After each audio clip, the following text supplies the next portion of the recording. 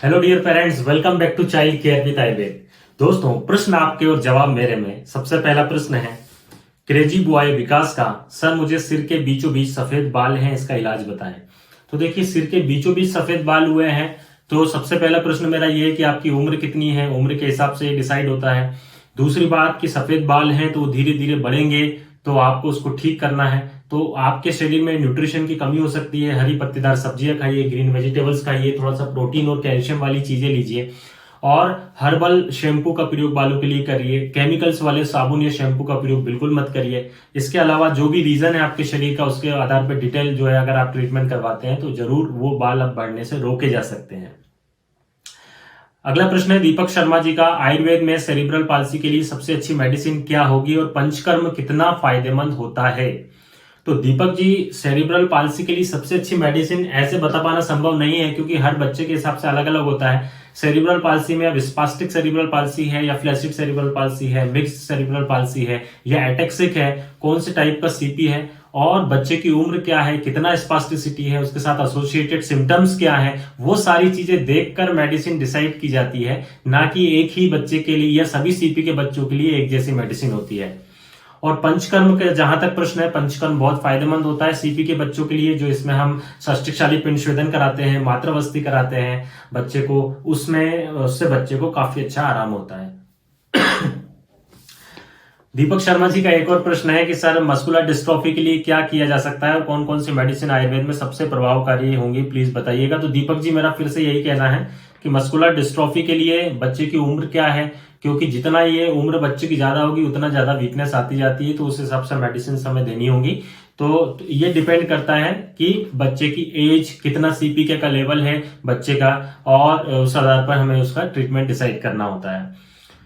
अगला प्रश्न है वेदवानी त्रिपाठी जी का। क्या अदरक और शहद 4 महीने के बच्चे को दे सकते हैं? नहीं, बिल्कुल नहीं दे सकते हैं आप।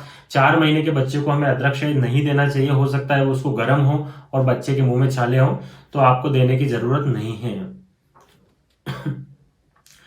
अगला प्रश्न है गुड़िया का। मेरी उम्र 17 साल है और मेरे फेस पर 3 महीने पहले ही सफेद दाग हुआ है, इसका इलाज बताएं।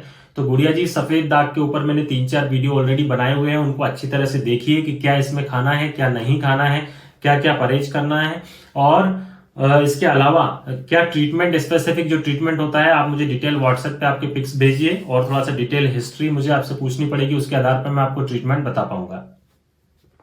प्रदीप कुमावत जी, सर मेरे बच्चे को परमानेंट सर्दी रहती है, कोई दवाई काम नहीं करती है। तो प्रदीप जी, आपके बच्चे को जो सर्दी रहती है, एक्चुअली आपके बच्चे की इम्यूनिटी वीक है, उसकी रोग प्रतिरोधक क्षमता काफी कमजोर है, इसलिए बच्चे को परमानेंट सर्दी बनी हुई है। तो आप क्या करते हैं, उसका इलाज कराते हैं, ठीक हो जाती है, फिर से सर्दी हो जाती है। तो आप उस तरफ ना सोचकर आप एक काम करिए कि आप सीधा सीधा बच्चे की इम्यूनिटी बढ़ाने के लिए आयुर्वेदिक औषधियों का प्रयोग करें। उससे बच्चे की इम्यूनिटी अच्छी होगी और बच्चे की जो सर्दी है वो परमानेंट खत्म हो जाएगी। रेणु जैन सेठिया जी का प्रश्न है, मेरी बेटी 3 साल की है, सुबह उठते ही सर दर्द होता है, क्या करूं? देखिए, 3 साल की बच्ची है आपकी और सुबह उठते ही सिर दर्द बता रही है, तो सबसे पहली बात तो आप ये ध्यान दीजिए कि कहीं वो मोबाइल और टीवी ज्यादा तो नहीं देख रही है। तो मोबाइल और टीवी यदि देख रही है तो उसको आप कम करिए। दूसरी बात, यदि उसको कहीं सर्दी खांसी तो नहीं है बहुत दिनों से, सर्दी खांसी के कारण भी बच्चों को सिर में दर्द होता है। तीसरी चीज होती है कि बच्चों को वीकनेस तो नहीं है, अगर बच्चा एनीमिक है, खून की कमी है शरीर में, तो उसके कारण भी बच्चों को हेडेक की प्रॉब्लम हो सकती है। इसके अलावा सिर दर्द के बहुत सारे कारण होते हैं, तो उसके लिए आपको डिटेल थोड़ा देखना पड़ेगा, बात करनी पड़ेगी डिटेल, उसके आधार पर ही आगे का ट्रीटमेंट बता पाएंगे। हसनैन सुरसानंद जी का प्रश्न है, सर मेरा बच्चा 4 साल का है और उसके हाथ पैर और सर गर्म रहता है, थर्मामीटर में 98 प्लस रहता है, इसका क्या करें? तो देखिए हसनैन जी, एक बात को समझ लीजिए कि थर्मामीटर आप जब भी टेम्परेचर देखते हैं तो पहली बात ये कि अच्छे से 2 बार चेक करिए, क्योंकि थर्मामीटर कई बार गलत रीडिंग दे देते हैं, तो आपको 2 बार तापमान देखना है। दूसरी बात, आपको लगता है कि थर्मामीटर आपका गलत रीडिंग दे रहा है, तो आप 2 थर्मामीटर घर में रखिए, उससे आप टेम्परेचर देखिए बच्चों का। और हमेशा ध्यान रखिए कि जब भी उसका बच्चे का तापमान थर्मामीटर में 99 से ऊपर आता है, 99.5 से ऊपर आता है, तो आपको उसको फीवर बोलना है। नहीं तो वो फीवर नहीं है। आपको, अपन को लगता है अपन फीवर की दवाई दे देते हैं, लेकिन ऐसा नहीं, यदि फीवर है तो ही उसकी दवाई देना है, नहीं तो आपको नहीं देना है। अगला प्रश्न है बीनू मिश्रा जी का कि ऑटिज्म के वीडियो पर उन्होंने कमेंट किया है कि डॉक्टर साहब दवा बता दीजिए प्लीज। तो वीनू मिश्रा जी, मैं आपसे एक बात कहना चाहूंगा कि एक्चुअली ऑटिज्म की दवा ये डिपेंड करता है ऑटिज्म की कंडीशन के ऊपर। बच्चे को माइल्ड ऑटिज्म है या मॉडरेट है या सीवियर कंडीशन है, उसके साथ साथ में बच्चे को क्या हाइपर एक्टिविटी भी है, बच्चे चिड़चिड़ाता है, मारता है दूसरे बच्चों को, एक जगह बैठता नहीं है, तो क्या उसके साथ में एडीएचडी एसोसिएटेड है। तो इस आधार पर बच्चे की उम्र क्या है, क्या उसके सिम्टम्स है, तो जब तक आप मुझसे डिटेल उसके बारे में बात नहीं करेंगे, पूरी हिस्ट्री नहीं बताएंगे, तो केवल ऑटिज्म बोल के दवा देना ये सही नहीं होगा बच्चे के लिए। अगला प्रश्न है राखी गुप्ता जी का, मेरी 5 साल की लड़की है, उसकी नाक पर हल्का सा सफेद दाग है, इसका मतलब उसके पेट में कीड़े हैं, उसकी दवा बताइए। देखिए राखी जी, आपके बच्चे की नाक पर सफेद दाग है, हल्का सा है, अब ये कहना सही नहीं है कि केवल पेट में कीड़े के कारण सफेद दाग है। तो उसको आप अच्छे से मुझे व्हाट्सएप पर फोटो भेजिए उसका कि कैसा दाग है, उसको देखना पड़ेगा, उसके आधार पर ही हम बता पाएंगे कि ये दाग कीड़े के कारण है या और कुछ है जो आप समझ नहीं पा रही हैं। तो उसको आप हल्के में ना लेकर आप मुझे उसको जरूर भेजिए, उसका ट्रीटमेंट फिर आगे अपन प्लान करते हैं। अगला प्रश्न है काजल जी का, उन्होंने बोलने की वीडियो के ऊपर कमेंट किया है कि इसकी जड़ी बूटी भी आती है ना, उसे कैसे यूज करें। तो देखिए, बोलने के लिए जो जड़ी बूटी आती है, वचा उसकी आती है, लकड़ी जैसी आती है, आप उसको चूसने के लिए दे सकते हैं, लेकिन बच्चे को खाना बहुत मुश्किल होता है ना। बात तो वही आ रही है कि बच्चों के लिए हम ऐसी दवाइयों का प्रयोग करें जो बच्चे आसानी से खा सके, क्योंकि बच्चों को दवाइयां खिलाना ही तो सबसे बड़ा टास्क होता है। बच्चे दवाई खाते कहाँ हैं, इसलिए मेरा जो पूरा वो होता है कंसंट्रेशन, वो इसी चीज के ऊपर होता है कि बच्चे अच्छे से दवाई खा ले, उनको ऐसी दवाइयां दे जो टेस्ट में अच्छी हो और थोड़ा ठीक से खा ले। तो आप कहाँ जड़ी बूटी ढूंढने जाएंगी, कहाँ उसको चटाएंगी, सबसे अच्छा जो मैंने आपको तरीका बताया है आप उसको फॉलो करिए, इससे क्या होगा, बच्चे को जल्दी आराम होगा। अगला प्रश्न है शकीला खान जी का, मेरी बेटी 15 महीने की है, उसके सिर पर लाल फुंसियां हो रही हैं, उसका इलाज बताएं। तो देखिए, आपकी बच्ची 15 महीने की है और सिर पर लाल लाल फुंसियां हैं, तो हो सकता है उसको डर्मेटाइटिस हो रहा हो। आप कौन से तेल का प्रयोग करती हैं, आप सिर में गर्म तेल का प्रयोग अभी इस मौसम में बिल्कुल ना करें। यदि आप सरसों के तेल का प्रयोग अभी कर रही हैं तो अभी उसको बंद कर दें। सिर में आप सिंपली नारियल का तेल लगाएं।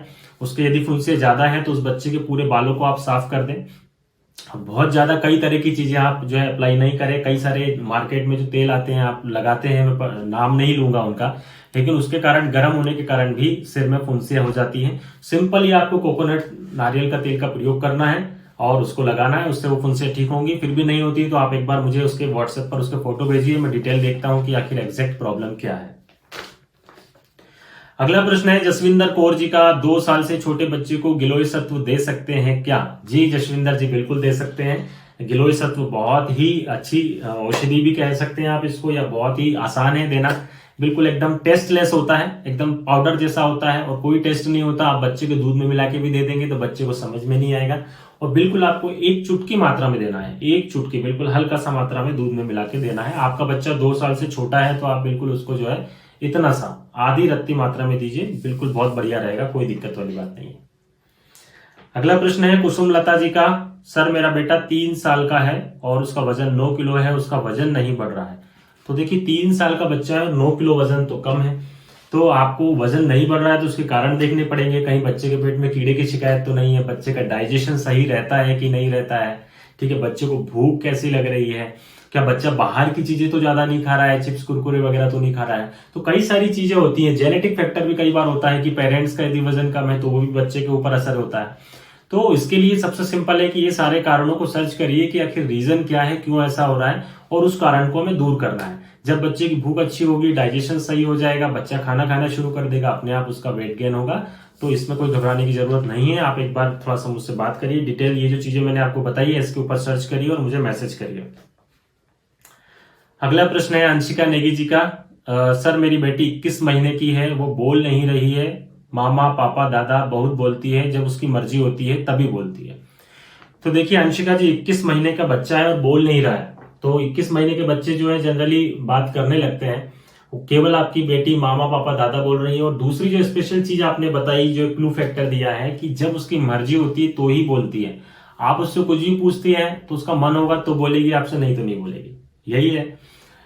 उसका मन है तो बात करेगी, नहीं तो नहीं करेगी। आप कितना ही उसके जब काम की चीज होगी तो वो आपसे बात करेगी, नहीं तो नहीं करेगी। तो ये सिम्टम्स जो है आपको डिटेल मुझे बताने पड़ेंगे। कुछ माइल्ड ऑटिज्म के सिम्टम्स लग रहे हैं, लेकिन मैं अभी श्योर नहीं हूं, क्योंकि पूरे लक्षणों के ऊपर बात होगी तभी अपन कह पाएंगे कि ये ऑटिज्म है या नहीं है।